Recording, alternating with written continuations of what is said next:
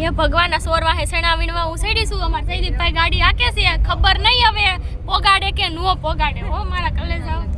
તો જય માતાજી જય શ્રી કૃષ્ણ જય શ્રી રામ મિત્રો સ્વાગત છે તમારું બધાનું આપણા નવા વ્લોગમાં તો આપણે ક્યાં જઈએ છીએ તો બન્યા રહેજો વ્લોગમાં આપણે આ બીજો વ્લોગ છે પાર્ટ 2 તો આપણે એક જગ્યાએ જવાનું છે ક્યાં જઈએ છીએ તો તમને થંબનેલ જોઈને ખબર પડી જ ગઈ છે તો જો બધા ગાડીમાં બેસી ગયા છે જો આપણે પાછા નવા લુકમાં બતાવી કે છે ભાઈ મોડલ આમ ફેરવજો જરાક નવા લુક બતાવજો ને અમાર જયદીપભાઈ ગાડી આકે છે આગળ હા ખબર નહીં સોરવા હે સેના વિનવી છે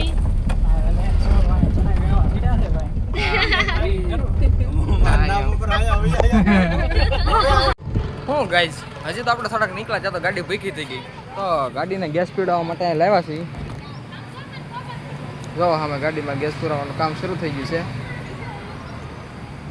અને આ બધે જો અહીં જગ્યા ફરે છે અને જયદીપભાઈ કંઈક ઇન્સ્ટ્રક્શન આપે છે ક્યાં જવાનું છે શું કરવાનું એ બધું શીખવાડે છે કેમ કે આ નાના છોકરાનો પ્રવાસ હોય ને એવું લાગે બોલો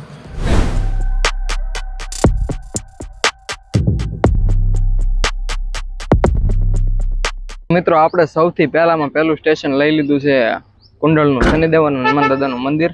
તો આ તમે જો હનુમાનજી દાદાની કવડી બધી મોટી મૂર્તિ છે અને અહીંયા ભોળાનાથનું શનિદેવના બેના મંદિર છે અહીંયા આપણે ગાડી રાખી દીધી છે તો હાલો હવે દર્શન કરવા જઈએ અંદર ચાલો ગાઈસ હનુમાન દાદા દર્શન કરવા જઈએ અમેઝિંગ મૂર્તિ છે જોઈને કે શાંતિ મળે તમે જોવો તો તો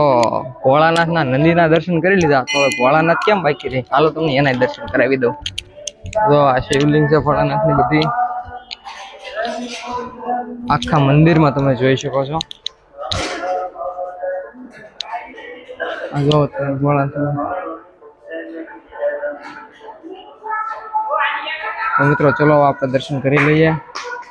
અને ભગવાન પાસેથી કાંઈક માંગો ને તો માંગી લઈએ તો આપણે શનિદેવના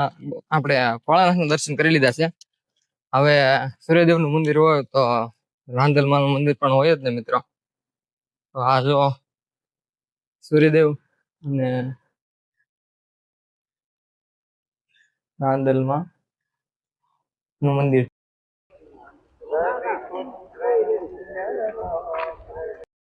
બીજાની ગાદી તો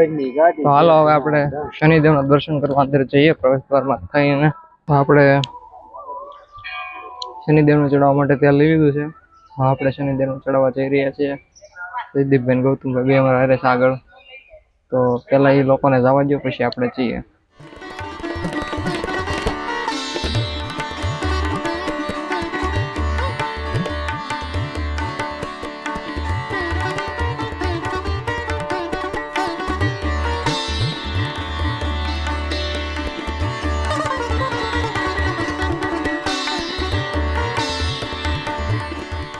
મિત્રો આપણે જે શનિદેવને તેલ ચડાવ્યું હવે તમને થતું છે કે તેલનું શું થાય છે તો હાલો તમને બતાવું તો એ તેલના મિત્રો અહીંયા દીવા કરવામાં આવે છે જો એમાં કેટલા દીવા પ્રગટે છે આપણે જે તેલ ચડાવી છે એના શનિદેવના અહીંયા દીવા કરવામાં આવે હા તમે જો હનુમાનજી દાદાની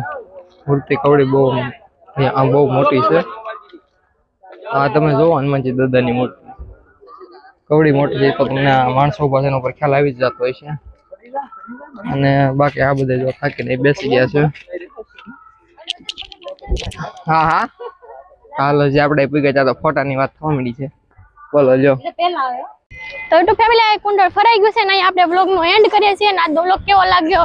તે મને કોમેન્ટ કરજો લાઈક શેર કોમેન્ટ સબસ્ક્રાઇબ કરવાનું ભૂલતા નહીં હજી આપણે આવા ઘણા બધા વ્લોગ મૂકશું અને આ આપણે મેરેજ સિઝનની પણ સિરીઝ આવશે તો એને પણ જોવા માટે સબસ્ક્રાઇબ કરી લેજો ફરીથી મળીએ નવા વ્લોગમાં ત્યાં સુધી જય માતાજી જય શ્રી કૃષ્ણ